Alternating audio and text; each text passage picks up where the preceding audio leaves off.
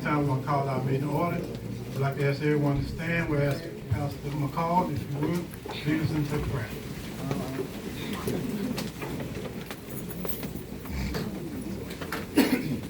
Father, we thank you so much for this afternoon and the day that you have made. And Lord, we come together for the gathering of this county for the benefit of the folks, thank you for our people. Pray God, whatever we do today, be good. I think the meeting is started. And everybody here, Father, may not get the benefit of what we're trying to do. Lord, we pray that you give us a just thoughts, just mind. Help our hearts to be set to do the right thing. In your son Jesus' name we do pray. Amen. Ms. West, will you call the roll, please? Aaron. Here. Commissioner Martin. Yes. Commissioner Hayes. Yep. Commissioner Barry. Here. Commissioner King. Here. To my right is our administrator, Ms. Kimberly West. To my right again is our county attorney, Ms. Prince Chestnut. To my far right is our county engineer, Mr. Dave Pratt. At this time, Mr. Chairman, before we get into the agenda, we need to move to the courthouse so everybody can come in and see. I'm gonna make a motion that we move to the courthouse. We're dispatching people outside, they can't hear what's going on. Attorney, can you speak to that? You would violate the notice provision if you did that. You have to give 7 days notice of a meeting, place, location, date. 7 days in advance for a regular meeting. Change the venue that they're in. Yeah, as long as you notice it, you have to notice it, and it has to be timely. Otherwise, you're in violation of the Open Meetings Act. Thank you, Mr. Attorney. We can move on with the agenda. And first, before the board, Honorable Jared Adrian Johnson. Mr. Chairman, members of the commission, gentlemen, I appreciate the opportunity to be over here. I usually try to avoid coming over here if at all possible, and so I try not to meddle in the affairs on this side of the street and just tend to what's going on the other side of the street. But I'm here on something that affects me personally, and so I'm here about an issue that I think a lot of people are here they're concerned about. And so the question that I have for you today is, at what cost? At what cost are we willing to fundamentally alter the nature of our rural community? That's what we're here about tonight. And so, again, my name's Adrian Johnson. I'm not here in my capacity as the judge. I'm here as just an average citizen in Lowndes County. The reason this impacts me personally is it is 900 yards from my back property line to this proposed site. I can stand in my garden and see this proposed facility. And so it is something that's going to impact all of the adjoining landowners, all of those in the adjoining areas. And so we need to be cognizant of what that potential cost is. Excuse me, Jared. It seemed to be some feedback, and for some reason, it's not clear where everybody can hear. Is that a little better? Yeah. Sheriff, is that a little better out there? Okay. And so, Mr. Chairman, thank you. But the reason I'm here is to address the concerns of the property owners in that adjacent area. And so, many of you know I live in Windhaven, which is a community just south of the proposed site. There are 54 homes in Windhaven. The majority of those homes have been built within the last 10 years. That represents almost $20 million of investment in this community by average citizens that have invested in, many times, the most important thing in their life, their most valuable asset in our community. They're bringing tax resources. Many of them work here. Many of them are sending their children to school here. And so it adversely impacts all those property owners. Now, yesterday, I took a ride around our community, and I took an app that I have called Onyx to measure within 2 miles of this particular property site, 2 miles east, 2 miles west, 2 miles north, 2 miles south. There are 251 homes within a 2 mile radius of this proposed site. All of Burkeville's in that zone, everything on 21 all the way down to Mingo Bracy, everything on 37 all the way down to D-Beck Road, everything on Mason Road all the way to Steep Creek, all of those residences along Highway 80. If you think about conservatively what 200 residences means, how many people that is, you think at least 2 to 3 people per household. So that's as many as 750 people. there's only 9,700 people in this whole county. Yes, sir. So we have the potential to impact anywhere between 5 and 10% of the population of this community by locating a $1 billion hyperscale data center in a heavily populated rural part of this county. I believe this is the most heavily populated unincorporated area of the county. It's one of the few areas of the county that's consistently experienced growth. We have new homes being constructed in Windhaven. There's a new home being constructed on County Road 37. And all of these people live in our community because we enjoy the peace and tranquility of a rural lifestyle. And so, gentlemen, I want you to consider this question. At what cost are we willing to fundamentally alter the rural character of our community? I know some other people are going to get up here and talk about the adverse impacts of a hyperscale data center. But I can tell you this, anybody with any common sense can understand, if you locate a $1 billion hyperscale data center in the middle of a rural residential area, it will adversely impact the property values of every residential landowner around there. All these people that have invested all this money in our community who lived here for years and years, it's going to adversely impact them. Now, I don't even want to get into the potential negatives of these things. Somebody else is going to address those. But at what cost are we willing to fundamentally alter the nature of our community? And so that's the concern that I have. That's the concern I think that many of the people here, because we only get one opportunity at this. Once we go down this road, we can never get it back. Once we fundamentally alter the rural nature of our community, it will never return to what it is right now. I am not opposed to economic development and growth. I think we need to be smart about the growth that we have in our community. I think there are many businesses in Lowndes County that have been a benefit to us. It's been great to have Sejong and Dahan here. They've employed people in Lowndes County. They're bringing benefits, they're bringing jobs, they're bringing tax revenue. But the proposed jobs that they're bringing, that they're talking about bringing, do not overcome the potential negative impacts of a hyperscale data center, let alone the impacts on the environment. So one of the things that I would ask of the commission, we need to commission an independent environmental assessment by an independent entity, not by the developer, to assess exactly what the environmental impact is going to be on all of these people. I'm just talking about the people within a 2-mile radius, many of whom are standing in this room. We want to know what it's going to do. Is it going to create carcinogenic impacts that could potentially result in cancer rates? My wife just got over breast cancer. I don't want to have to deal with that again. Is it going to potentially adversely impact our power bills? Is it going to potentially adversely impact our water consumption? We live in a rural area that has rural water services. We don't have the capacity to fund 1 million gallons a day like the Meta Center up there at Hope Pole is utilizing. So we have a lot of concerns. And so, gentlemen, I would just encourage you to think about it. What cost are we willing to fundamentally alter the nature of our community? I wanted to be here to express my concerns. Gentlemen, I appreciate the opportunity to be here in front of you. I don't take this lightly to come over here and address you like this, but it's important enough to me and my family and my neighbors to be here to express our reservations about the location of this particular this facility in the location that it's proposed to being. I think it is the wrong facility in the wrong place. Thank you for your time.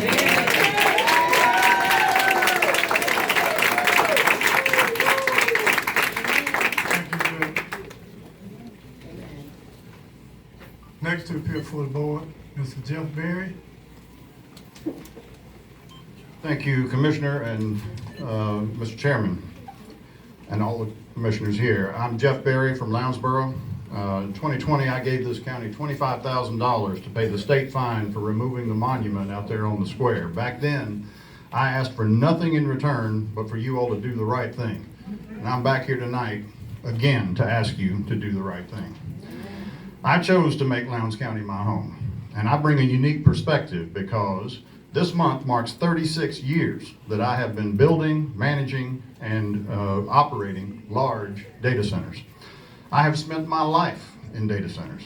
I know how catastrophic this thing would be for Lowndes County, so I am in absolute opposition to this proposed project.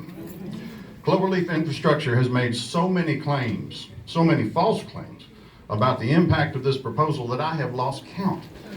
Deception after deception. Cloverleaf showed up here because they know you all don't have the technical knowledge and experience that I have, but that's okay, I'm here now. And I will tell you the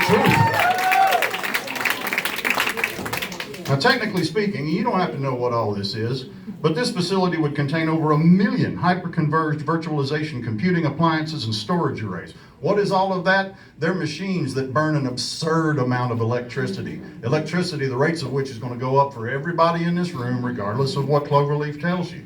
This stuff generates an acoustic roar and magnetic frequency emissions that would negatively impact the land around it for miles, not for hundreds of yards.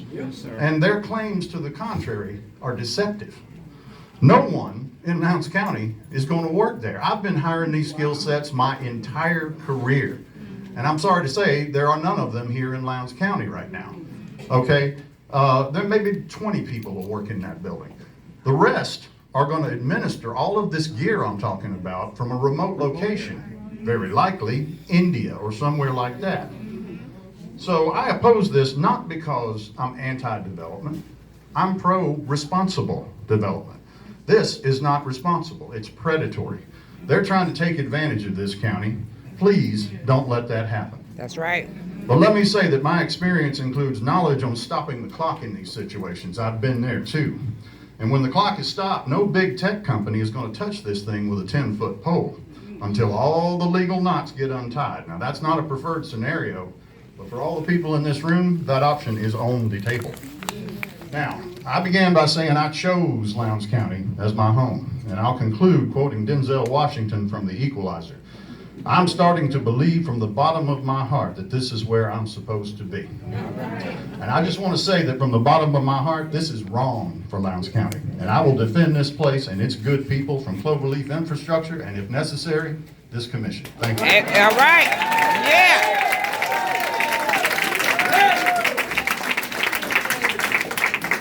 Thank you, Mr. Berry. Next, here for the board, Mr. Franklin Nelson.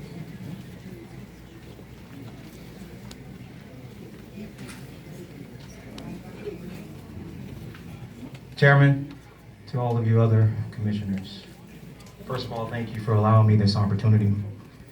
I come before you tonight not only as a citizen of Lowndes County, but as a pastor, bringing the spiritual to you guys. If we're honest, whenever money, development, or even tax revenue and promises of growth are placed before us, there's actually a human propensity to move quickly because you see dollar signs and you call it progress. But not everything that is profitable, gentlemen, is righteous. Not everything that is called progress is good for God's people. If I were to ask you all a non-rhetorical question on tonight and ask you what was sin, the list would be long. You probably would name gossiping, sexual immorality, lying, cheating, stealing. James chapter 4, I stand on Bible. James chapter 4, verse number 17. It says, therefore to him that knoweth to do good and does not do it is a sin. So if we know that there are serious concerns about water issue, about power damages, about the noise, quality of life, transparency is inevitable to God's people. Jesus said in Mark chapter 8, verse number 36, what does it profit a man to gain the whole wide world and still lose his soul? Right. What does it profit Lowndes County if we gain a data center and you lose health? What does it profit Lowndes County if we lose trust, if we lose land, if it destroys the very wildlife that so many come here to hunt year by year? What does it profit you to gain this data center and it affects those who own fixed incomes? My last scripture I'll leave with you because I know numerous of you hold prestigious positions in your churches, deacons, trustees, and etc. So I leave this last scripture with you for you to ponder on. In Matthew chapter 25, verse number 40, Yeshua, whom I call him by his Hebrew name, if we know currently as Jesus, he says something to the people because they were looking over the poor, the vulnerable, the disenfranchised. And watch what he says. He says, inasmuch as you've done to the least of these, you've done it to me. So I ask you tonight, how will this affect God's people? And I leave you with this. That scripture that I just read to you have no ambiguity in it, none whatsoever. But visualize at the decisions that you make, Chairman, that Jesus is sitting right in front of you. And I'm sure when you transition, you want to go to heaven. But on your transition bed, as a hospice chaplain, as you're transitioning, getting ready to die, you sure you want to hear him say, well done. But what if he say, depart from me, you workers of iniquity, for I know you not. Marinate on that. God bless you all.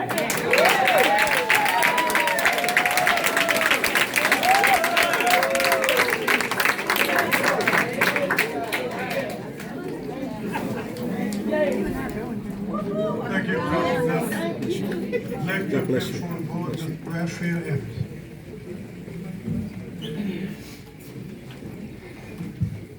Thank you, Mr. Chairman. Thank you, Commissioners. Appreciate this opportunity.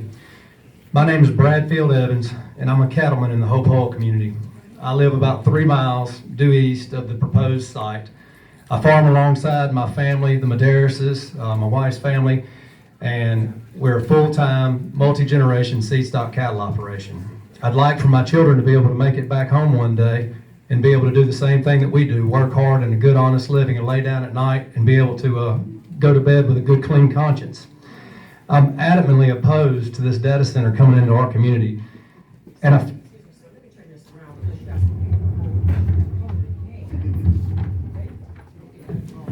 you, ma'am.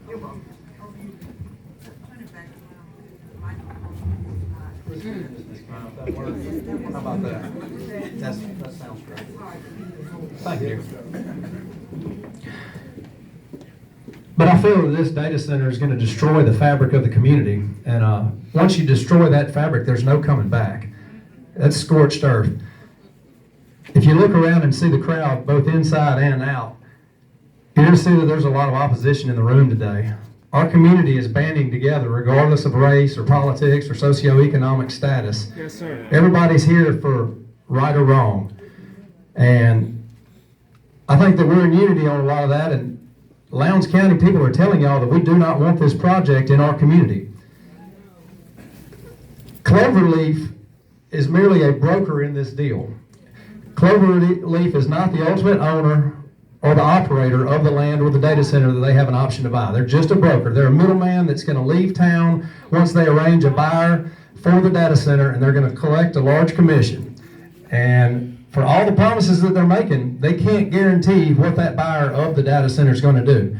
Historically, they've overpromised and under-delivered a whole lot. If you research them, you'll easily find that that's how they've operated. And in a hyperscale, as Jeff called it, size facility, 5 million square feet, that's 115 acres under roof of highly performing computers arranged in rows, stacked wall to wall. This site is larger than the Meta site on Teague Road across from Hyundai. And if you've driven by that site, you understand the outrage in our community just simply due to the vastness. I feel like this is the leverage point in our county's future.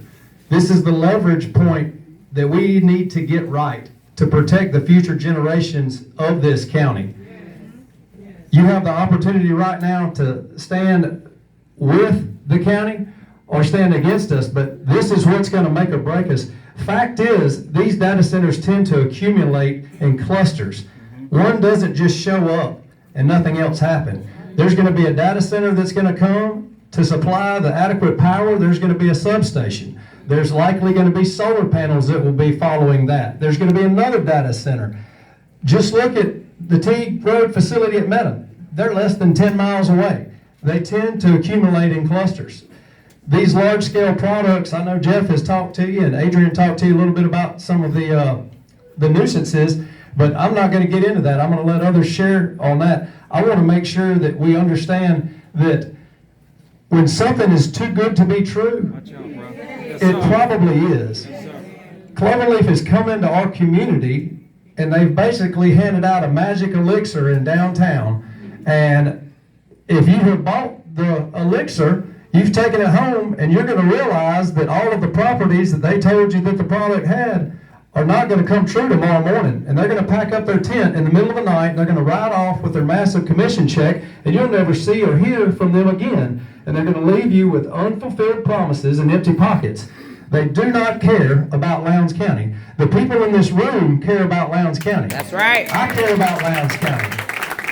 Like Jeff, I'm a transplant here. I didn't grow up here. I want to be here. I want to farm here. I want my children to be able to run cattle here and make a living in it. I just want to remind the commission that y'all are elected by us, the people. That's right. And you are to serve as the primary governing body of this county. The will of the people is very obvious in this matter if you look around, and I hope that y'all can muster up the courage to act as sheepdogs and protect the flock, because the wolves are knocking on the door. Yes, sir. And I'd like to end with a direct quote from the Chief Development Officer of Cloverleaf about a project that they had to walk away from in Wisconsin, in the town of Greenleaf. And I quote, "We understand and respect that leadership for the village of Greenleaf and the town of Wrightstown doesn't want data centers in their jurisdiction. We will continue to look elsewhere." I would love for that to be the press release coming out of Lowndes County as our community bands together, as it started to, and we're able to push them out of our county. And I would encourage y'all to do as Judge Adrian Johnson said, and get an independent assessment on this, and don't use Cloverleaf's propaganda. Please go out and get an independent study, and an independent environmental impact study. I appreciate your time this evening. All right.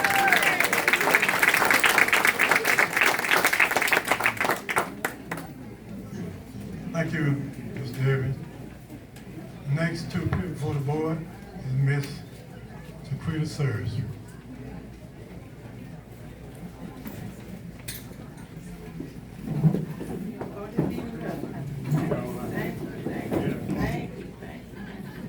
Good afternoon, everyone. Good afternoon. To the commissioners. My name is Shaquita L. Searles. I am a longtime resident of Lowndes County. I was born and raised here. I'm originally from Whitehall, Alabama. I currently live in Burkeville, Alabama for the past 27 and a half years. I love Lowndes County. I am a professional school bus driver here for the Lowndes County Public Schools. My family and I farm here for a living. And we also own the Highway 80 Cafe in Lounsboro, Alabama.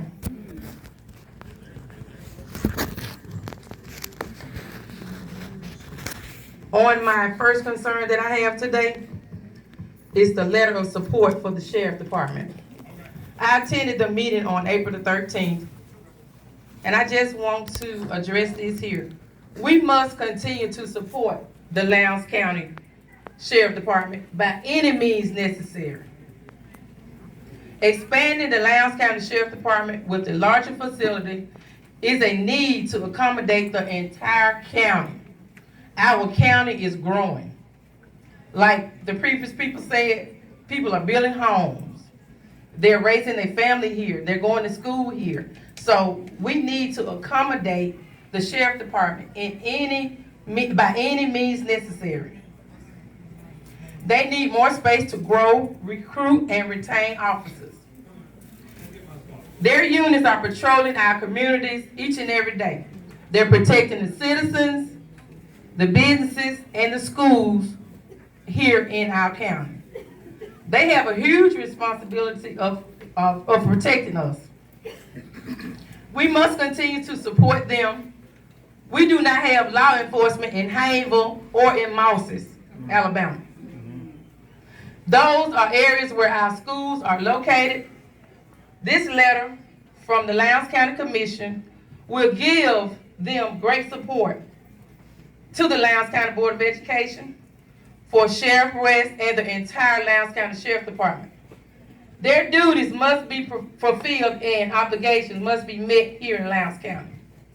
My second concern, former Commissioner McAlpine allocated funds for the Lowndes County Unincorporated Wastewater Management in 2018 for $5,000.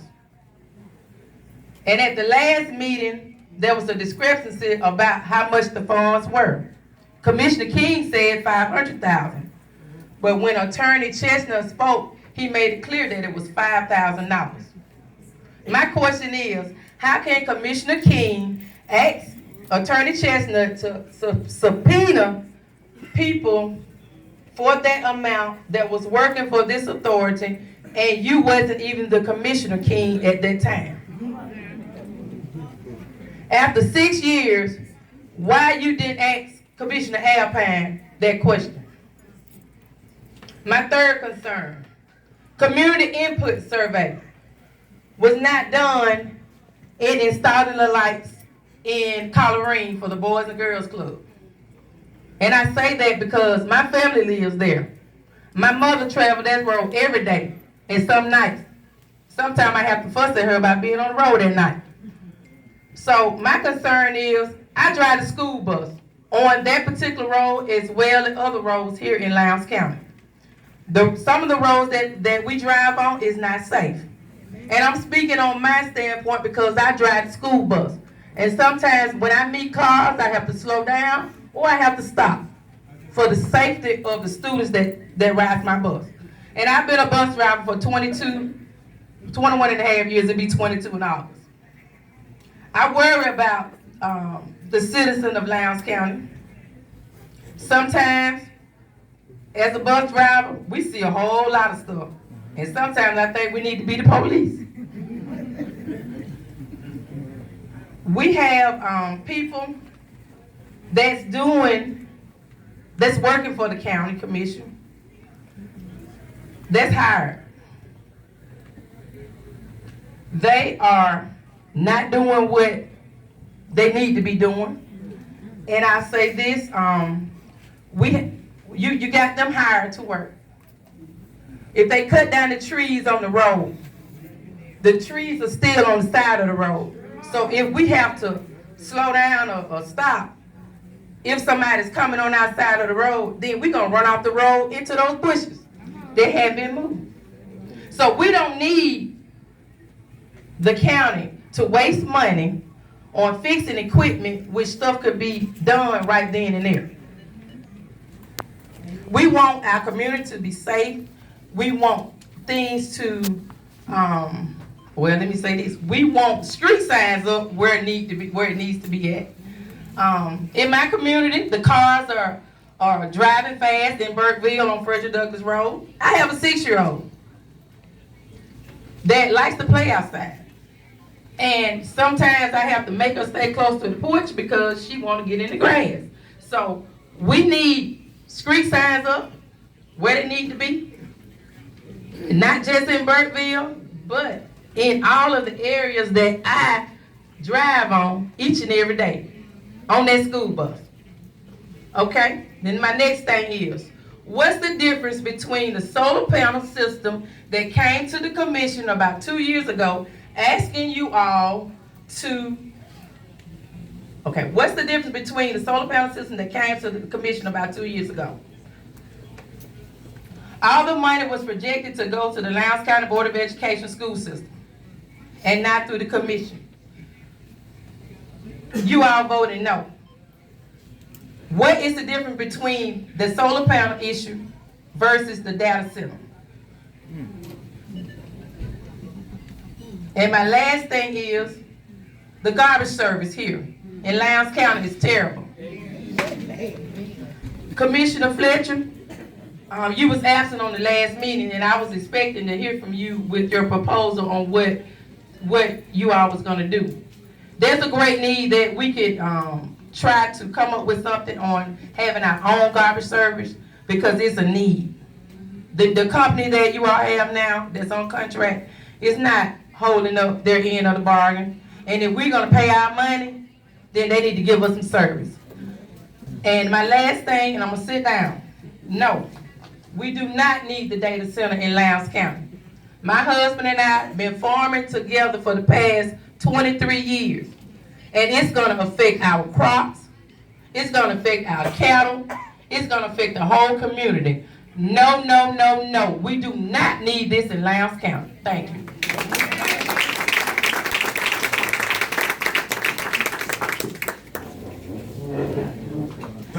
serves. Next to before the board, Ms. Barbara Evans.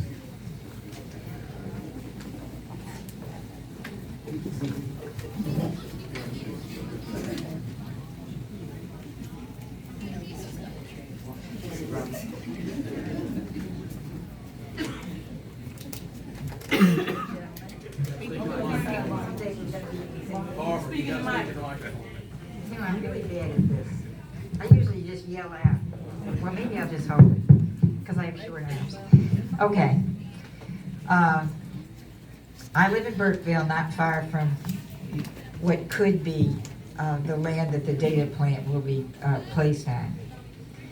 And I've been through a lot of struggles with y'all. You know, and there's a pattern that comes from these struggles.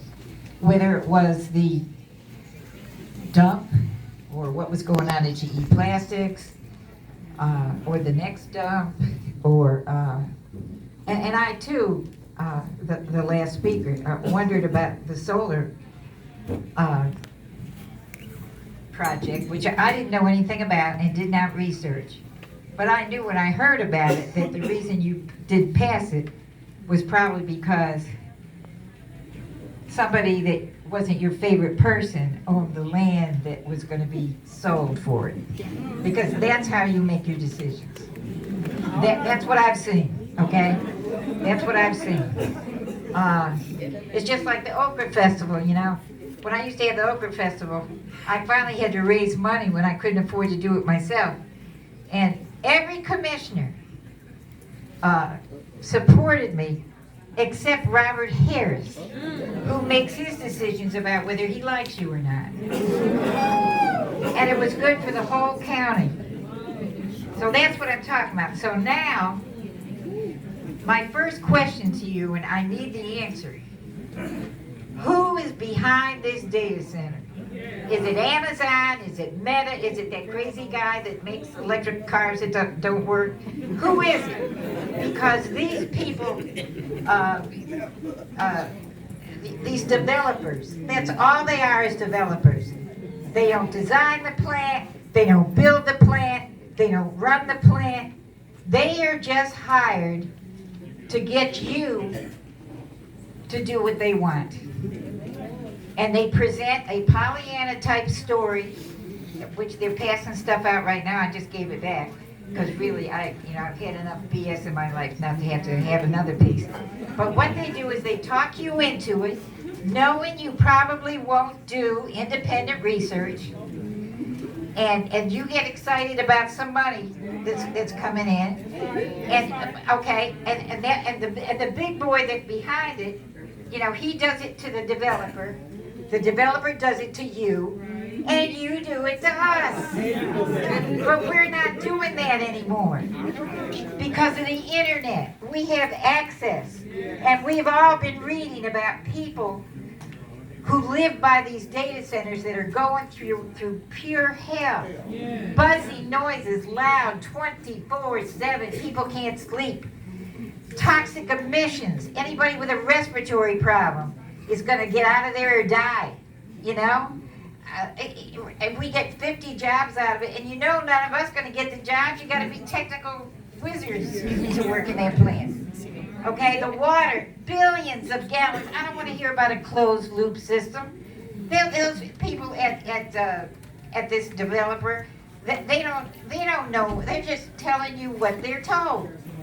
And now you're telling us. But you know, this ain't like the old days about the dump, you know? But you ought to know we will hang in there. We will hang in there to protect Lowndes County. Because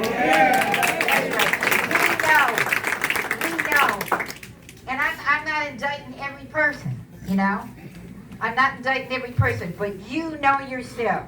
You do everything to prove that most of you on the commission do not care about us.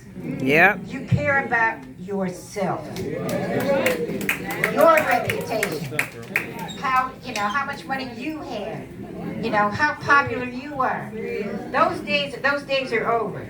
We can fight, and we'll fight on a national basis if we have to. We'll join the class action lawsuits. We'll do whatever we have to do. But the end is here. We finally got out the truth about the absentee ballot, which has got to stop. More people are going to go to jail. Amen. It's got to stop, and it has to stop now. It was dirty, and it was never right. Never right. I know that the history of the absentee ballot did not begin with the black community. I'm very well aware of that. Most white people are too. It happened under their watch. They just use liquor, and we use money. Okay? And it's also the end of giving jobs to family and friends. Because a lot of times those family and friends are just don't have the experience or the education to do the job right. And then we wonder why nothing works, It's got to be over. It's got to be over. You got to make a decision what part of history you're going to come down on. Yes. But Yes. I'm here to tell you that this crowd tonight has shown you just a little bit of what we are going to do. We are not going to stop black and white together. And we're not going to stop. So for your own sake and for the sake of Lowndes County, with our history, how many times did I beg you to let me use the jail to make it into a tourist center? Because you didn't like me, you wouldn't do it. Well, I can't, if you like me, I'm not changing, How many things did you give up, because you didn't like somebody? That's got to stop. It's time to be fair and professional and know what your job is. And finally, and I'm going to shut up, you have to understand, we do not work for you. You work for us. Right. We're about to take back our power. Thank you for this opportunity.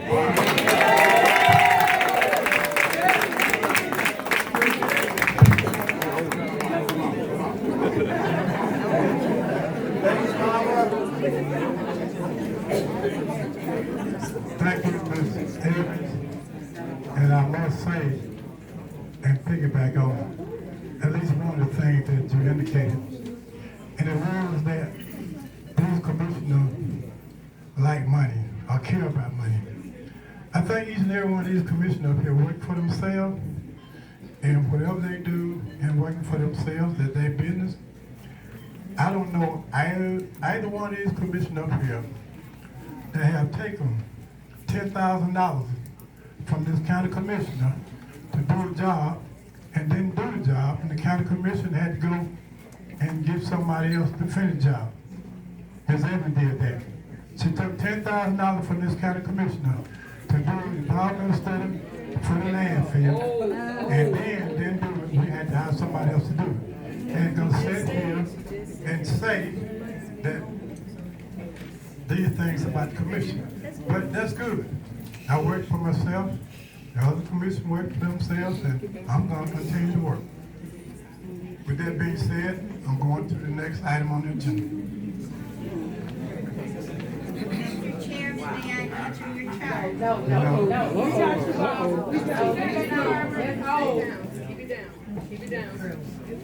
Next to the pick for the board, Mr. Haney.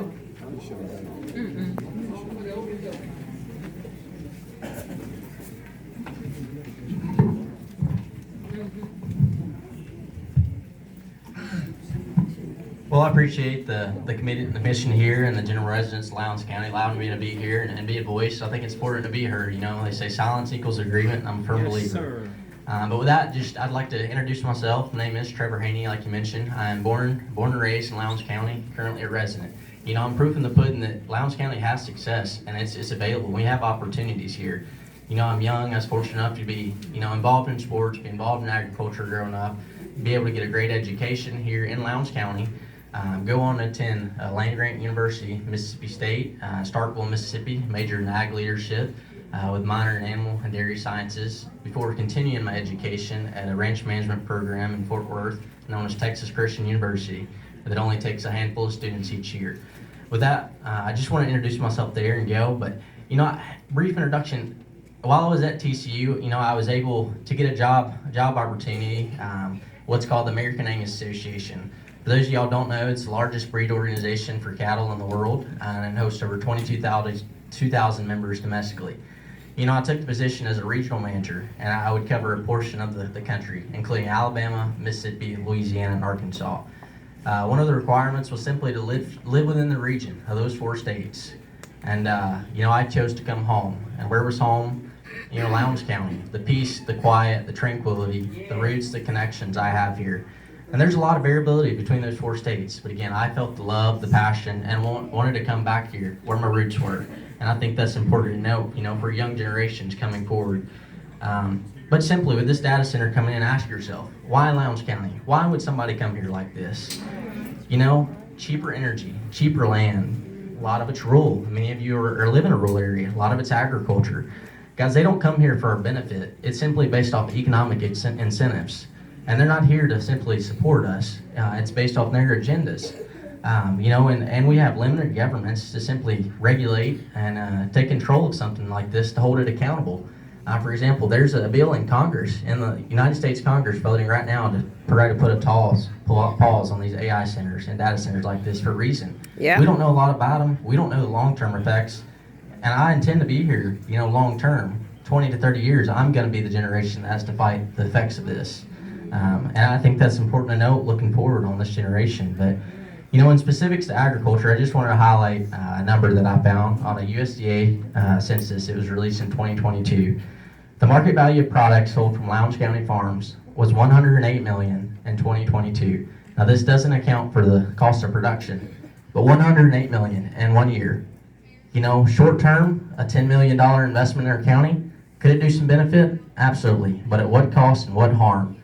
That $108 million is annually investments from agriculture, and a large number of our members and residents are affiliated, whether it's directly or indirectly, whether they realize it or not. And with that same USDA census error, they said that there's 420 farms in Lowndes County, Alabama. 98% were listed to be family-owned, according to USDA.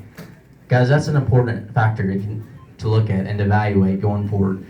If we let something like the data center come in, what are the effects it's going to have on our rural communities? Not just agriculture, but it's going to simply, take resources available from our county that we have for, not just agriculture or community. It's going to elevate land costs. When a data center comes in like this, as mentioned before, they typically come in like clusters. Look at Northern Virginia, it's a hub spot. And the land cost on rural tracts and large number of acreage has increased by studies there. And what's going to happen when, our farmland in rural areas becomes simply like a speculative business, driven by the tech infrastructure rather than productive agriculture in rural communities? Our small producers, our small residents in our area is going to be overrun. It's just simply not sustainable long term. And for a young generation that didn't inherit a large tract of land or anything, trying to get into the agriculture business, it becomes tough. And sooner or later, it may force me out of this community, like it or not, generations and years down the road. And if you continue to, abandon something that's our county is based on, you're going to run into issues. And I think many residents and community leaders would agree. Like I mentioned, we could be forced out down the road. Our food sources are going to be strained. Less economic revenue floating through the county as far as, something simple that most residents can do and learn and be involved in. As counties chase short-term revenue, they risk undermining the very communities that they represent. And just with a few concerns and questions, I think being young and educated and able to read through the lines, that's not addressed and yet to be addressed with any publication that Cloverleaf has released or that I could find. The company claims to support local job growth and local job opportunities. But yet, have we, had the opportunity to see job descriptions, see qualifications, salary ranges? Is that something our citizens are going to be able to have? And is it really going to support us? I think there's a lot of questions that we need the answers to before we can jump full ship into this. And just moving on, another important question be, has the commission and residents, what are some alternative businesses that can be brought in rather than a data center? I mean, we're talking 50 jobs, right? What does the average restaurant have? 2 to 3 restaurants can accommodate well over 50 jobs, as well as provide a service for our community members that we could attend and reap more benefit out of.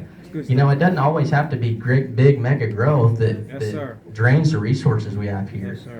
And one other question I'd just like to pose, if this data center is so beneficial to communities and local residents, why they attempt to convince and buy the support of local officials with a one-time so-called investment into our community? Why should they have to try to buy that support if it's so good in itself? And I think that's a question that should be answered and should be proposed to the commission. And I think if they can find the correct answer there, that should raise red flags. And just being born and raised as a resident of Lowndes County, Alabama here, I am that voice of the young and upcoming generation. And I feel that it's important to fight with what our rights we have. And as our community, we have our own struggles to accommodate, not just much less a data center. We've got some broadband internet issues, water issues that haven't been addressed in recent time, and we're promised internet, yet we haven't gotten that. Maybe we need to focus on the little things of doing what we can to better serve our small residents rather than jumping out to a large corporation who we have no clue who's going to purchase this so-called proposed data center here. I just want to wrap up one last question.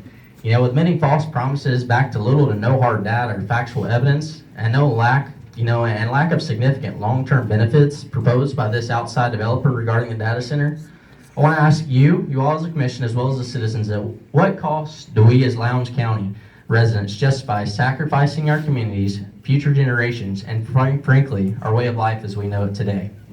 Thank you.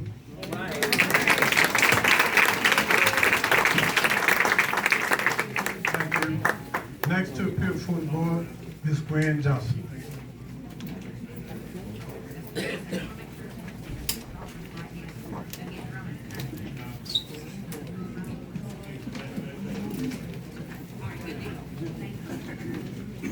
Good evening, everybody. Good evening. Can everybody hear me? Yes. All right. So I'm here right at this time on a different note, and I want everybody to hear me. I have not addressed this in the media because I was saving it. Okay?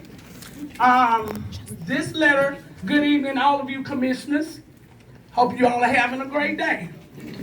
Okay, I'm writing this letter right here is to request, I want y'all to listen, request for clarification and records regarding a cease and desist letter that I was sent on March the 4th on my door. It was written on March the 2nd, 2026. So I am standing here to formally request clarification regarding a certified cease and desist letter dated March the 2nd, 2026, which was sent on Lowndes County Commission letterhead and signed by Charlie King. Please advise me whether this letter was, number one, was it authorized by a majority of the Lowndes County Commission and properly noticed at a public meeting? Two, was it approved by the county attorney? Three, I want to know, did it reflect in any of the official meetings of the commission?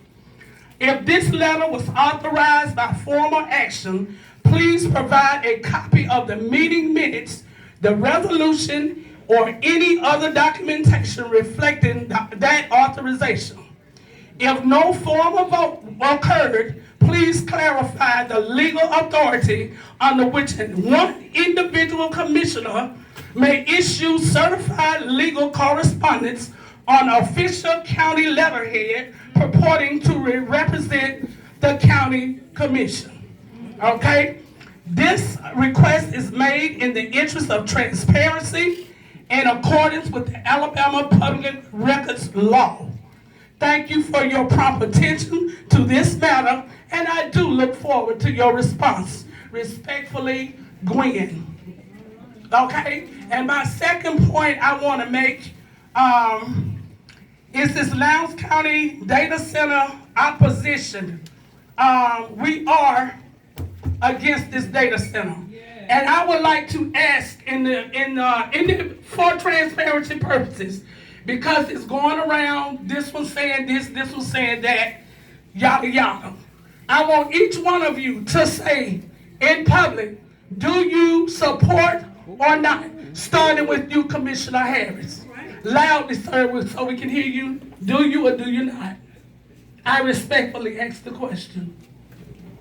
Yes or no? Right now, based on what our attorney told us, we got to deal with what we're dealing with, that we're dealing with in Jackson. I'm not getting before. No. Okay, that's good. Deflection. Let me finish. Okay? I'm not getting in front of the Ethics Commission. I'm not getting in front of any judges or anything like that because we've been advised by the attorney not to deal with that at this particular time. Okay, so you can't say whether or not you agree with it. You can't say. Okay, I got you. Commissioner Barganier. Okay, Mr. Hayes. You got the same answer? Mr. Ferrier? That's a straight up man. He gave you a real answer. No deflection, a real answer. Charlie King, we know where you stand, but can you say it, please? I can say no, say yes or no is all I need. I'm still learning about the data center. Learning, and I'm learning. And true, yes or no? The Lowndes County Data Center opposition wants to know yes or no.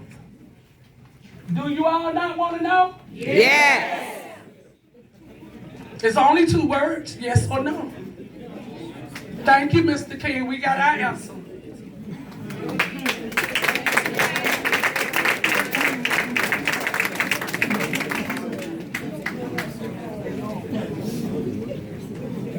Next to the board, Ms. Corrine Burke.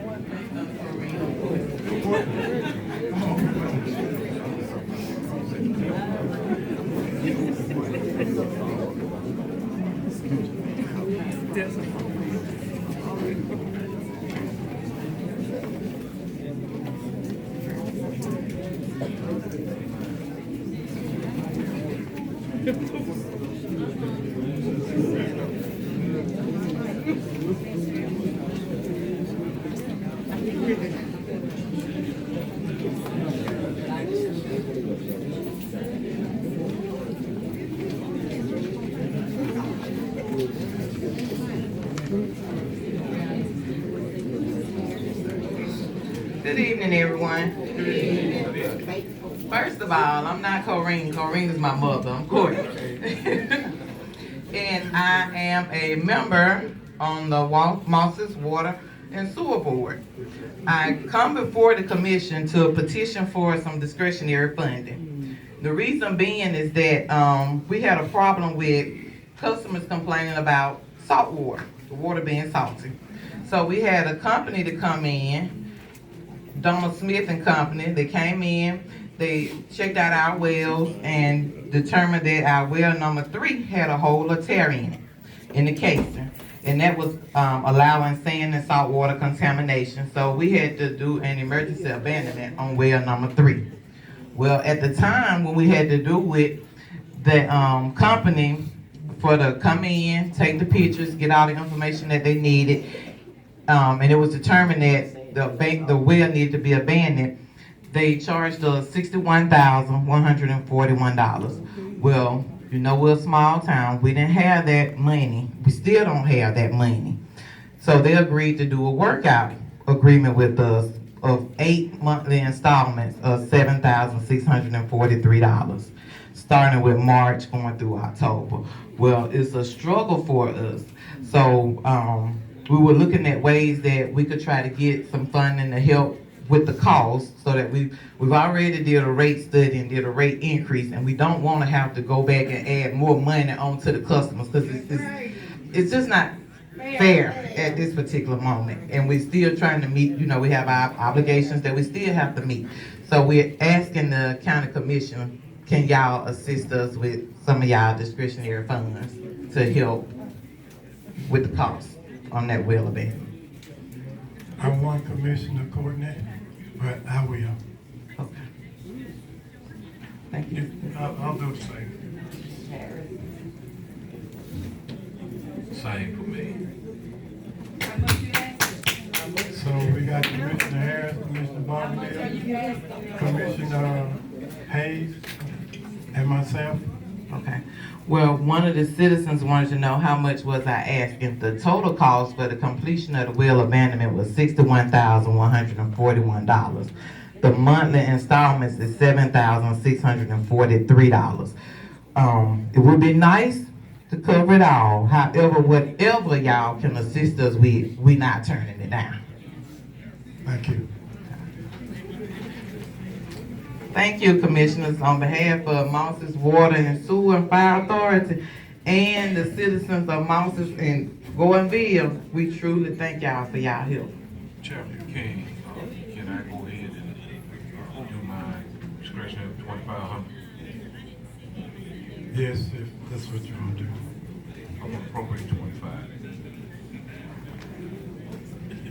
It was moved by Commissioner Hayes that you want to appropriate 2,500. Can I get a second? Second by Commissioner Bartlett. No further questions. Roll call. Yes. Commissioner Perry? Yes. Commissioner Hayes? Yes. Commissioner Perry? Commissioner King? Yes. Okay. So it's 2,500 from each of you, or just 25 from Hayes? 25 from Hayes. I'll get with you. Okay. Thank you so much.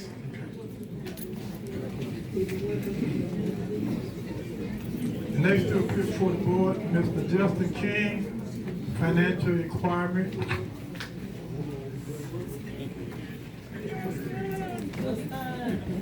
How you guys doing? What financial what, sir? Inquiry. Oh, I didn't thought you said that, but how you guys doing? My name's Justin. I'm from Colorado, Alabama, the same district where Charlie King from. I ain't gonna hold y'all long. I just got a couple questions to ask Mr. King because about 3 weeks ago, I came down here and I was sitting outside talking to him, and I told him that the young lady said they want trained parents. That's the reason why they acting how they acting. He said that he don't care, and women gonna be women, right? He said himself tonight, right? He said that I work for me. But if you are county commissioner chairman, right, and you also said that if me and Gwen talk about Lowndes County, we're talking about you because you are the head of the chair of county commissioner. So, sir, I'm not talking to you tonight, you, or you. I'm talking to you tonight because you said that, right? So, Lowndes County from the last 15 years been losing population. Colorado still looking like a third world country. Half the people over there ain't got water, right? And I know you got something up your sleeve because a couple people told me don't come because something may happen to me. But I'm here for the people. So if something do, it's okay. Are you ready, Charlie? Because I'm on you, right? Are you ready? So, Mr. King, if you say that you are the representative of Lowndes County, right? You saying that you have been doing the right things for Lowndes County, right? The only financial thing that you've been doing for the citizen is buying votes. Like, I'm just gonna say that. And I'm gonna leave it with that. You guys have a good night. And thank you for Charlie. It's time for you to go. And I want all you guys in here to call for his resignation. Because for the last 20 years, we ain't been having nothing down here. And every plant that you got down here, like GE, ain't did nothing for us. And your name is on the board, right? Over there in Colorado, they got the Boys and Girls Club, and ain't no Boys and Girls Club at that place. Ain't no Boys and Girls over there. And anytime somebody from Colorado asks you for money, you saying that, well, I got to ask somebody else for it. But if you yourself, Charlie Kane, called the self-proclaimed mayor of Colorado, because I know you got something up your sleeve. And I want to say R.I.P. to Mr. Charles Gordon. Good night. And I'm waiting on you.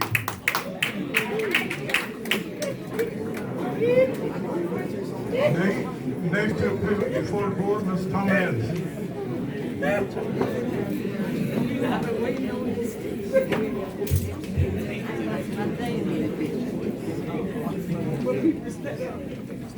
Good afternoon. Good afternoon.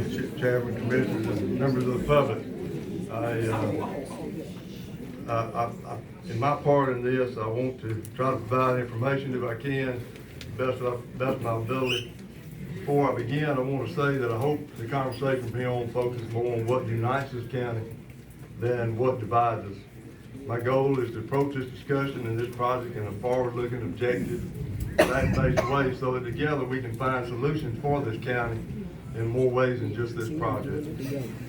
We're here to talk about concerns and opportunities, and it is our responsibility as a commission and as a community to carefully weigh both.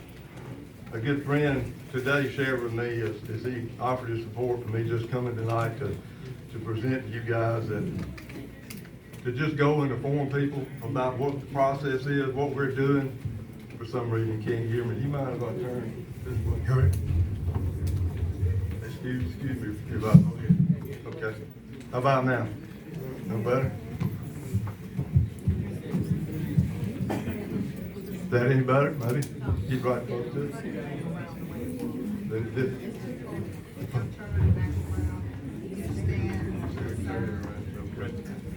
Yeah.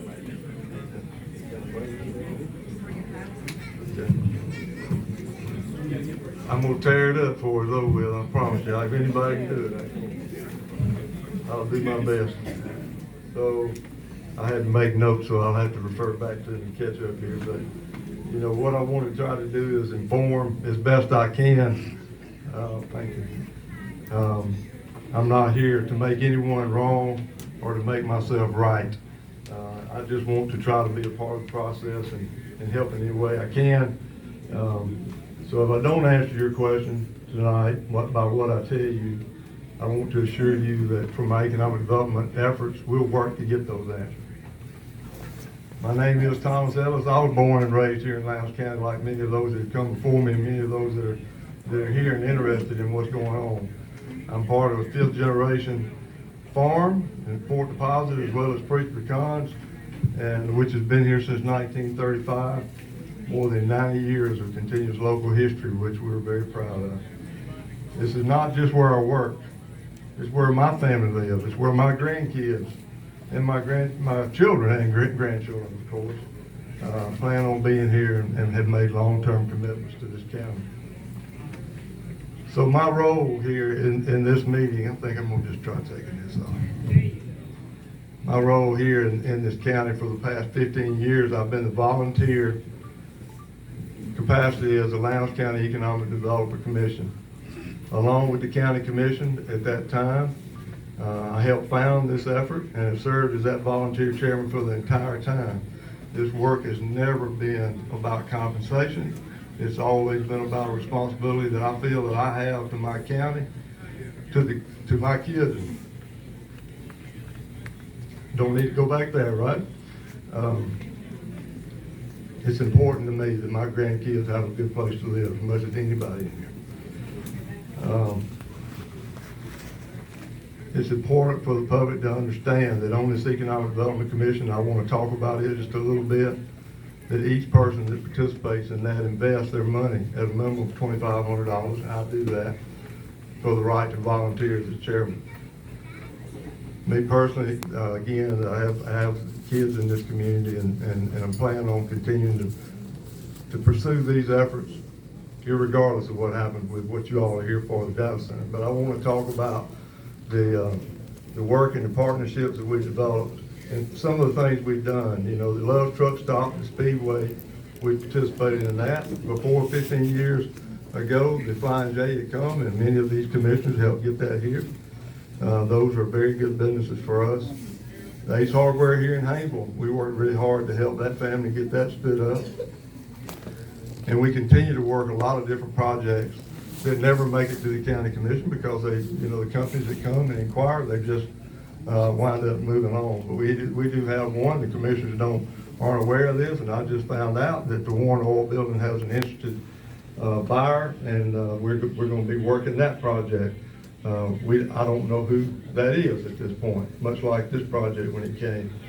But the effort in our economic development is a long-term, not a short-term effort. We've developed over that time a lot of with the commissioner's support and with a lot of business, and I want y'all to know who all is involved in that. Jim Byard, who's a former ADECA director and cabinet member for the state, Mayor Prattville, he's our part-time economic developer. Angela Teal, who was born and raised here, many of y'all know her. worked in the county for the Department of Revenue and for the Department of Commerce for 35 years, is on our team helping us work this specific project. She's an expert with taxes. Tyson Howard is on that board. He represents the South Central Alabama Development Council that he is a leader of and has been for a long time. All of the electric utilities, including Alabama Power, and we have 4 in the county: Central Alabama Electric, Dixie Electric, and Pioneer, who serve on the board. Spent a lot of water. Lowndes County Water Authority are on the board. We appreciate that. I served as a board member of Penn Water as well, which will serve this site. Southeast Alabama Gas, both of our banks. William Scott, who is a local citizen, is on the board. Mayor Ozier is here tonight, and she is part of our board and will come later and have some things to say. She also is a leader of the Lowndes County Industrial Board, so I appreciate her help. John Bowman is going to come forward in a little bit and talk. He is the leader of Hope Inspired Ministries, one of the best things, workforce development, is going in our area, and I hope to let him talk to y'all some about it.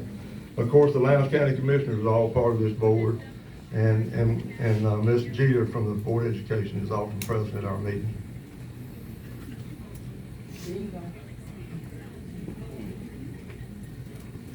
I put notes here to say, and I know a number of y'all addressed this related to this project, and in that none of us consider ourselves expert related to a data center. We have recognized that we're going to need engineering help and other type of legal help. And frankly, I don't also feel like this county, personally, commissioners, should have to fund that help. So I am in communication with Cloverleaf as a lead person doing that, along with Jim Byron. And a number of y'all got to meet with them. They have agreed to fund that, but it would be third party. We would not. We don't want it. They're gonna fund it. Tell us what they're doing. Okay. So I don't want the county commissioners to have to fund the lawyers and engineers, so that's the only point I'm making there. Boo.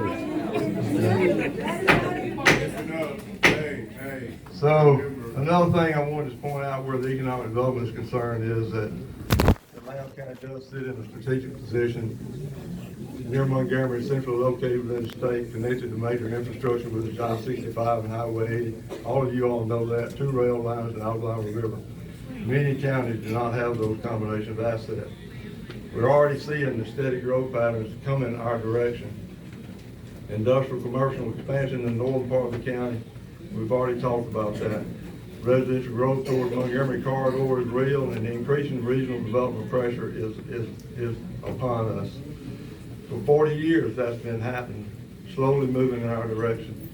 Many of us chose to live in the area. I live on Mason Road, and I'm right there in between the 2 prime areas for development. One is off I-65 at exit 158, and the other is along Highway 80. So, you know, I'm right there in that area as well. I chose to live there, and I plan on continuing to be there. So it's also worthy to note, my head jumping all over the place. The devil's messing with me. That 500K line, that 500K transition line has been in the county for 40 years. Yes, I'm sorry. Ladies and gentlemen, we don't have order here. I ask that you not crowd or talk out. Let's listen. Everybody has been listening to it, nobody interrupt. So I ask that you please, ma'am, please, sir, don't do it. If you do it, man, ask the sheriff to move you out of here. It's just that simple. Give everybody a chance to hear what is being said. Whether you want to hear it or not, give them a chance to say it. Go ahead, Ms. Thompson. Thank you. Well, listen, I'll go back to my notes here, but I'll just say that I didn't know this was going to be a public meeting, but I have told the Cloverleaf folks, and they have agreed, there will be literally public meetings for you all to meet directly with them. And I think that what they're planning for sometime in May, and certainly the courthouse will be a great place for that. So I would definitely not be the person answering your questions at that meeting. I'm not the data center. I think Mr. Berry said he's very familiar with data centers. I'm not. But I am working hard to learn about them and to learn from my point of view what I can do to help the county commission make as good a decisions as they possibly can. So, other things that are gonna drive economic development in our area, y'all all, well, you know, I don't know if I can assume this, but I drive by it quite often. I go to church there in Hopewell at the community church, where there's so much of this industrial development. There's a data center being built right straight across the railroad track beside the metal site. To add to that, you can check that building out when you go by there. But that intermodal port that's being built along railroad tracks is going to be transformational in this area. So there's going to be interest in Lowndes County, regardless of this project we're talking about tonight, for other types of business. So that's coming, so just be aware, and you'll hear me say later, if I read my notes again, I welcome anybody's participation in our efforts to try to make good decisions with that. I applaud the county commission. I may say this again later. These guys are asking good questions. They're really working hard in the meetings that we've had to try to explore this particular project and other projects. They ask good questions and they're trying to represent you guys. So Lowndes County is well positioned with I-65 and Highway 80 in the proximity to Hopewell and the existing industrial parks that are up there. We have one good industrial park that's, well, we have two, one in Fort Deposit, but one really close to that. It's about 135 acres, probably 100 of it that is usable.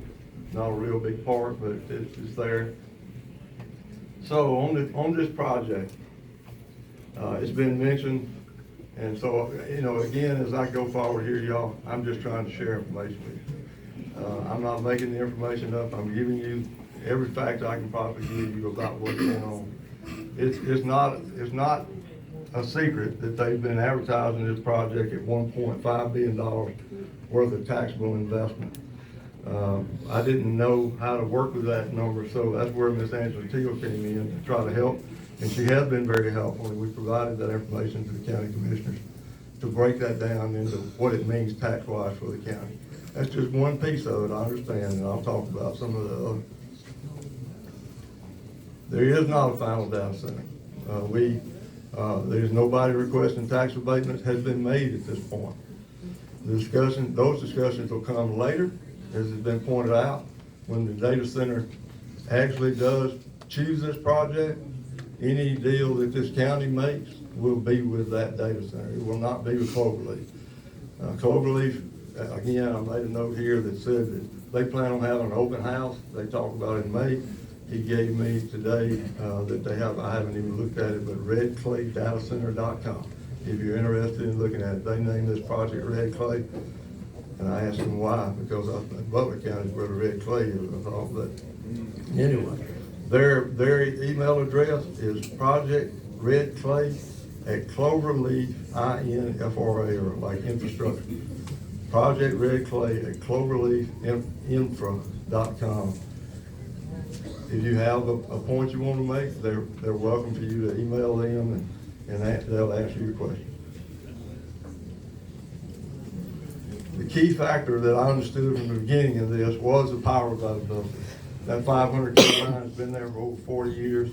They are located, they came in and acquired that property, a contract on it. The first that I knew of the project was when they actually, because I'm on the Pentalata Water Board, they went to the Pentalata Water Board and asked to know who the person they needed to talk there was. So, but the reason that they came here was because of that power line for that particular site. It has the access to transmission infrastructure, of course. It can support a large-scale demand. It reduces the need for new long-distance transmission. Everything I hear about these projects is the power availability is the key thing. I mentioned this earlier, the county commission has been proactively doing their research and asking good questions. I think I heard, I don't look at Facebook, all that stuff, but that we had secret meetings, and we certainly did have two executive session meetings to talk to these folks, so we could find out what this project is. and we needed to do that. We needed to do that to represent the economic development effort, and the county commission needed to do that to learn who they were. I asked for a working session that we had the attorney and a couple we can't have, but two of the commissioners at the time, so we worked really hard on numbers for trying to be prepared to understand what the meaning of this is to the county, so that when they're asked about abatements, when that time comes, that they'll know what they're talking about. So where power is concerned, I'm on the rural electric board for Dixie Electric, and had the opportunity to be at some meetings there where I was able to hear representatives from Alabama Power and Power South both say that they will not allow a data center project to impact existing ratepayers. That any developer funds the transmission What did upgrade. you say about that? Alabama Power and Power South leaders have stated that they will not let the data centers projects impact existing ratepayers. We, you know, the county commission will not have a part in the deal with Alabama Power, but that's what they're saying. On water, it is a closed loop cooling system. That's all they're saying they're going to allow to come in here. I asked questions today so I would understand this better. We indicated, Pensacola Water indicated to them we could only provide them about 40,000 gallons a day.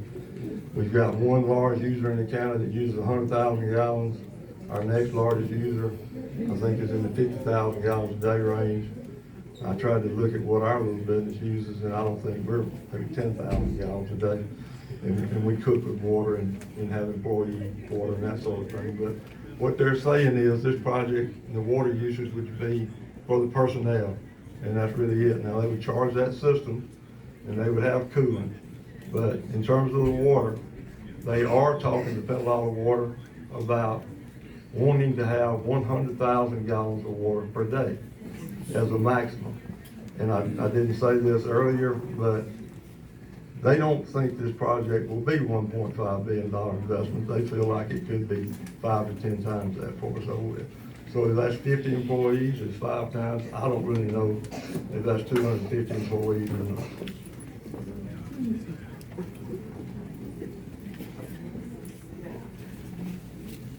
Excuse me, I'll get back to my point.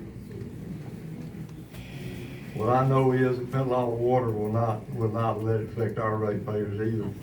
And we are working up numbers so that they can, if we do enhance that system, if we would put a well and a tank in and try to have some kind of minimum so that we can maintain that system and not just build it.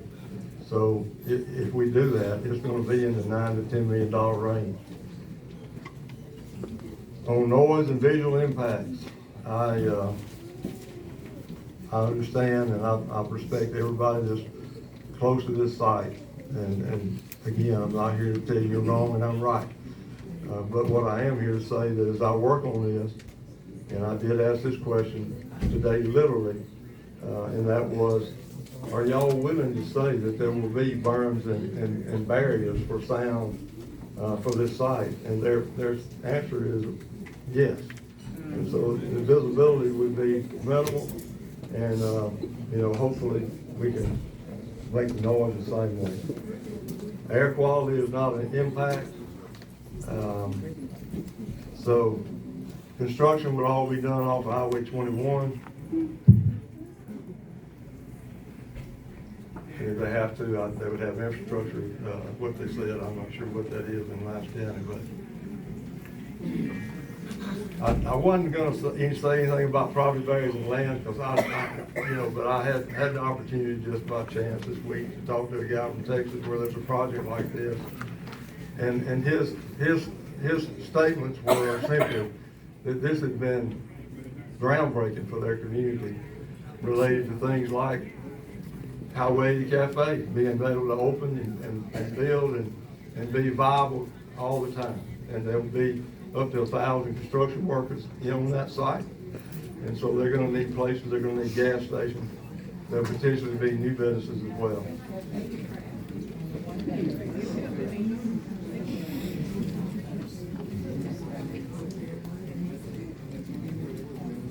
The other thing that I think is, you know, again, I don't know, I'd like to do some more research on this, but everything I can read so far, that property values in that area will increase, they will not decrease. So, on a $1.5 billion project, the schools in 3 years would have taxes of $20 million. Over 20 years, we calculate that it would be $56 million, which is $2.8 million annually to go to our schools. The county, the taxes at stake for the commissioner is $27 million in the first 3 years of sales tax is what that is. And $87 million worth of property tax over 20 years. That's what they'll be negotiating related to abatement.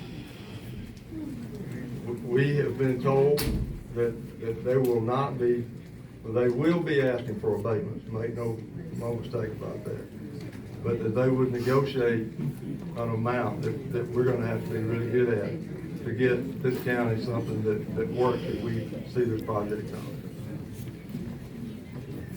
You know, when I think about that 20 million in schools and the 56 million, I don't know if there's anybody here from the Board of Education or not, but what I would hope for, I know the student count is diminishing, but I hope we can join together, economic development and commissioners, and we have ability to improve the public and private education in this county and to attract new families in our area. Education is the biggest thing we need, a quality education, our kids. If the project goes larger than what I've mentioned by 5 or 10 times, I don't need to do the math for you guys, you can do that. It makes a lot of difference. The Cloverleaf developer, as mentioned earlier, has committed to give $10 million of their own out of this project. $1 million of that should come in May. $4 million of it is supposed to come once they have the power completely secured, and the other $5 million. All that money would go to the Central Alabama Community Foundation to be managed so that grants can be given out to use that money for education, first responders, fire departments, utility weatherization. One of the things that they want to do is help with utility assistance. Back to the legal protections. Any agreement that the developer or future operator will be legally binding and enforceable. That would be done with the data center. Anything that we agree to, Attorney Chestnut, at this point, we don't have any plans that I understand to do any kind of agreement, literal agreement with Cloverleaf. The agreements that they'll work on are with the Palo Water and Alabama Power.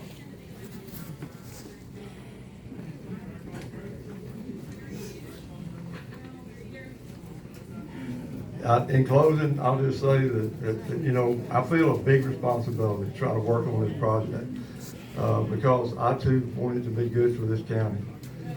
I really appreciate the commissioners. I appreciate those of you that are really trying to understand the project and be ready if this project comes, if they ask for abatement, so that you can negotiate all of these things that are a concern to the people in this room and the people that aren't in this room that support the project. I haven't mentioned that, but I've had a number of people that are okay with this project. But anyway, we will have a workforce development. I'm going to ask them to come up here real quick and talk about that. And hopefully, if John Bowman is the Hogan's Fire Minister, he has done a phenomenal job. Lowndes County Economic Development Commission and the county commission through that has supported him and the efforts to help educate our kids. And what I wanted him to do is to talk about what they're doing. And I've heard it said that our people can't do these jobs, and I just don't buy that. The ones that maybe have left and gone to other places could do them, that's for sure. But I'm here to help with this project, and Chairman King, I'll leave it to you. I don't have all the answers, but once Mr. here finishes, Mr. Bowman. If I can answer a question, I'm happy to. But if I can't, I'm gonna just have to try to get that. Mr. Ellis, what I would like to do is, you indicated that they would be willing to have a public meeting in May. And what I would suggest that we have that meeting in May, then we'll have an open question answer session. I mean, you like me, don't know a whole lot about the project. We're still trying to learn about the project. And we're still trying to learn about the project. And we don't want to get into trying to answer something that we're not aware of. And again, I ask that this Ozier be cooperative and be orderly. This is not the agenda, okay, I'm saying the agenda, the next okay on the agenda, okay, I'm saying supposed to be okay, Ms. Ozier. And he called him up, okay, I'm saying, I thought, okay, I'm saying, that who gets up, okay, to speak, they had to be on the agenda. Okay. That's not the agenda. Hey, come on, hey. Ms. May, Mr. Ellis has the privilege and the right to bring against for him to speak if he chooses to. And that's what he did. So now what I'm gonna ask you all to do is allow this gentleman to speak and let's have order in here. I think, Director, he knows more about workforce development. Well, let me start. My name is John Bowman with Hope Inspired Ministries. I know everybody from Judge Johnson down to Bradfield, down to Mr. Ellis. And let me say this. The people asked Jesus what the greatest commandment was, and he said what? Love God and love people. I'm a third party in this group, but I can tell you Mr. Ellis loves people. I can tell you Judge Johnson loves people, and everybody in this room should love people, and why I do what I do is love people. I'm not a data expert, but I am a people expert, and Hope Inspired Ministry is all about Him, and we're taking Him to Lowndes County to change lives and change eternity. But we started, Hope Inspired Ministries is workforce development with a heavy dose of social work. So everything we do is for Jesus, and we are delivering workforce development by putting people back into the workforce each and every day. We started in Lowndes County in 2029 because it was one of the, 2019, and we've been here and had great success within there. We do that through three things: recruit, train, employ. Jesus met people where they were. So that's the recruit piece. We don't sit in the office and wait for them to come. We go to the courtroom. Judge Johnson sent them to us. Talk to the mayor of Mosses. We go in the housing authority areas, walking, knocking on doors, and we serve those who are hopeless. And we go there by teaching and telling them that God loves them, God created them on purpose and for a purpose, to speak that into them. And there's real life barriers in their life that's preventing them from succeeding. One of the biggest ones is childcare. We serve a lot of single moms that there's no male in the household, but yet they've got 3 kids and trying to figure out how they're going to do it. We've got a lot with transportation issues. I drove here today. I had a meeting in Birmingham and drove here. They can't drive, to a whole other county to get a job sometimes. They can't drive up the street to get a job. So we teach workforce development, but we also eliminate barriers. And we serve those coming out of incarceration, those coming with an addiction issue. I've got a guy that was laying in a hospital bed in Baptist South because he overdosed on cocaine with fentanyl in it. And he's now driving a truck across the country because we invested into him. We've had 460 individuals come to our class since 2019, and 185 of those have graduated with Alabama Career Essential Diploma, Alabama Certified Worker, ACT Work Keys Certificate, and I'll say this, there are some incredible people in Lowndes County. And those that can take these jobs and other jobs, they're as valuable as anybody else to do those things. We put people in the workforce, and we put some in Lowndes County, and I'm thankful for the Lowndes County Economic Development Commission, who has brought in a lot of jobs. He mentioned those at the Love's exit. They've hired many of our students, and those are incredible jobs. But many of ours go to adjacent counties because there's not enough jobs in Lowndes County. So we're taking them into Montgomery, not just into the Hope Hull area that we talked about, but further on into Montgomery County. We go into Greenville and even into Selma to get individuals jobs. And we take the ABC approach. Step A is to get a job. And you be okay with that and you do it well, and then B, a better job comes along. You do it well, and then C, that career job comes along. And you know, those can be served through this as well. And they've talked about the jobs, and I've looked at, I know Mr. Haney had talked about the jobs, and I've got the job thing here, and one of the jobs is, there's an incredible amount, about 1,000 construction jobs that'll be created through this. And the long-term effect, if you know, that 50 jobs is initial, but the second phase and the third phase, should they happen, will be additional jobs that I believe those that I've seen come through Lowndes County and someone invest in them can take those jobs and compete against those jobs from other people outside the county. So those are some, and then there's, you know, suppliers that are our students are already working for that will be able to work there that I have seen work in similar situations, contract labor as well. But the bottom line is, I coach, I don't live in Lowndes County, but I coached right here at Suburban West, and I talked to a parent of a kid here, and we keep people out of prison, and we keep people from dying. But I've got a little kid that I coached in baseball, and why I do what I do is because he was killed because somebody didn't get a chance to invest in him. So what we're doing is changing people's lives for eternity. And I love serving in Lowndes County, and I love discovering the talent that's hidden in Lowndes County and making those feel hopeless to have hope again in Jesus' name. So I love job opportunities. Thank you. Thank you to the commission for allowing me to speak, and all of the jobs that y'all bring into Lowndes County, because I want to keep the people in Lowndes and not outside it. But thank you. Thank you. And I was in the parking lot earlier in the Marcus, driving a truck, and he was one of your graduates, and he was saying how thankful he's super thankful young man that has certainly made his mark after going through Hope and Fire. Good evening. Thank you. Go ahead, Ms. Lieutenant. Last on the totem pole. I'm also a descendant of Lowndes County, Orbuty Ross Ozier. I'm also one that lives in Lowndes County. I chose not to live over there where Judge Johnson is living. I went further out in the boonies. But at the same time, this room, I'm in it as often as I can because I want to learn. I don't wait till the last minute. I don't wait till something go wrong. I'm here all the time because I want to hear for myself what is going on. Some of the questions that you all are asking about those data centers, I asked the same question.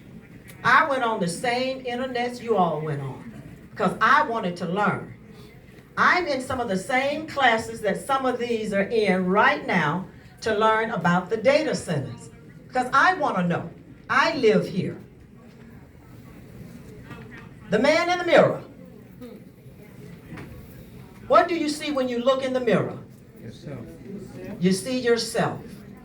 So at that time, you should ask yourself, self, what are you doing, self, to help your neighbor? What are you doing, self, to improve your county? What are you doing, self, to improve your city? The man in the mirror. I'm one of them. The data center, I knew nothing about a data center. No more than what I see on TV and what I hit the internet for a moment. But I began to dig deeper. I want to know when was the first one built. I want to know what is being built now. I want to know, is it true about the water? I want to know, is it true about the electrical bill going up? I want to know. I don't want to assume. Not at all. I love Courtney. I listen to what she says, but I'm going to find out for myself. I'm not going to sit in my house and wait for somebody else to tell me. I'm going to find out for myself. I would have wrote a speech, But I thought this was a regular county commissioners meeting tonight, so I didn't write what. I didn't even know I was on The agenda? Wow. Not at all. How'd that happen? But I did not know. Ask him. At the same time, lack of knowledge is dangerous. Lack of knowledge leaves us in the dark.